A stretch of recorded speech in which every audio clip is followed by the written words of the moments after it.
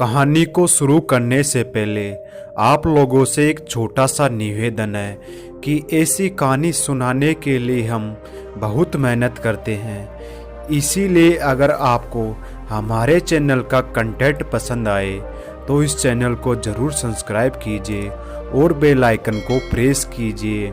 ये आपके लिए तो बिल्कुल फ्री है, लेकिन इससे हम और अच्छी वीडियो बनाने का हौसला मिलता है। प्राचीन काल की बात है, एक नगर में बुद्ध उपदेश दे रहे थे। उपदेश खत्म होने के बाद वह प्रस्थान करने लगे, तभी वहाँ बैठे लोगों में से एक व्यक्ति उठकर आया और बोला, मेरा एक सवाल है, क्या ईश्वर सच में होते हैं? बुद्ध ने कहा, कोई काम का प्रश्न पूछना है तो पूछ लो। व्यक्ति ने कहा, क्यों ये काम का प्रश्न नहीं है? बुद्ध ने कहा, इस धरती पर ईश्वर होने से संबंधित जो भी सारे प्रश्न हैं वे सब व्यर्थ है। यह कहकर बुद्ध सभा को स्थगित कर आश्रम चले गए।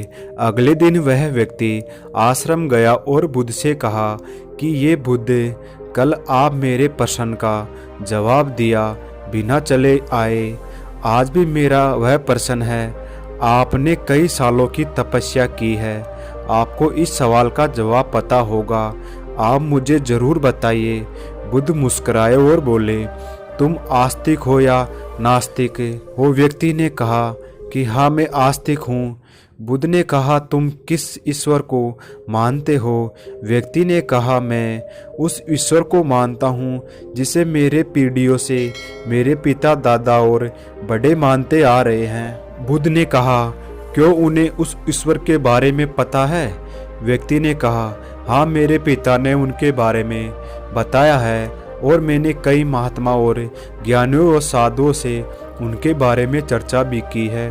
उन सब ने बताया कि सृष्टि का निर्माण ईश्वर ने किया। फिर बुद्ध ने कहा, क्या सभी एक ईश्वर को मानते हैं? व्यक्ति ने कहा, नहीं, सब अलग अलग ईश्वर को मानते हैं और पूजते हैं। बुद्ध ने कहा, क्या तुम आस्तिक हो? तुम्हारा ईश्वर में पूर्ण विश्वास है? व्यक्ति ने कहा, हाँ, मेरा पूर्ण विश्वास है, मैं आस्तिक हूँ। बुद्ध ने कहा कि जब तुम्हारे ईश्वर पर पूरा विश्वास है तो तुम मेरे पास क्यों आए हो? व्यक्ति ने कहा कि मैंने कई लोगों से ईश्वर के बारे में सुना है, काफ़ी महान ज्ञानियों ने उनके बारे में बताया है, लेकिन जब मैंने आपसे पूछा तो आपने ईश्वर के प्रश्नों को व्यर्थ बताया। आपने उनके बारे में कुछ नहीं कहा, इसलिए मुझे आपके पास आना पड़ा। बुद्ध ने कहा, जिस प्रकार तुमने ये प्रश्न कई साधुओं, ज्ञानियों, महात्माओं और सन्यासियों से पूछा, उसी तरह सभी मनुष्य अपने अपने ईश्वर के बारे में साधुओं और ज्ञानियों, महात्माओं और सन्यासियों से पूछते हैं और वह उनके द्वारा मिले उत्तरों के अनुसार अपना ईश्वर तैयार कर लेते हैं और उसे मानना शुरू कर देते हैं और इसी ईश्वर के लिए लड़ तक जाते हैं, एक दूसरे के लिए जान तक ले लेते हैं। लेकिन वह एक तरफ मन में ये जिज्ञासा रह जाती है, जिसके कारण प्रश्न खड़ा हो जाता है कि ईश्वर है या नहीं।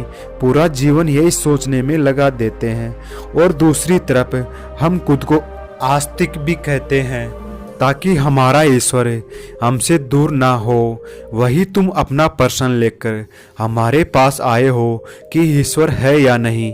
ये प्रश्न इसी कारण उत्पन्न हुआ है क्योंकि तुम्हारे मन में सिर्फ एक संदेह है जिसे तुम दूर कर लेना चाहते हो, लेकिन तुम कितने भी साधु, ज्ञानियों, सन्यासियों से इसके बारे में पूछो या मेरे से पूछो, सबके लिए उत्तर व्यर्थ है।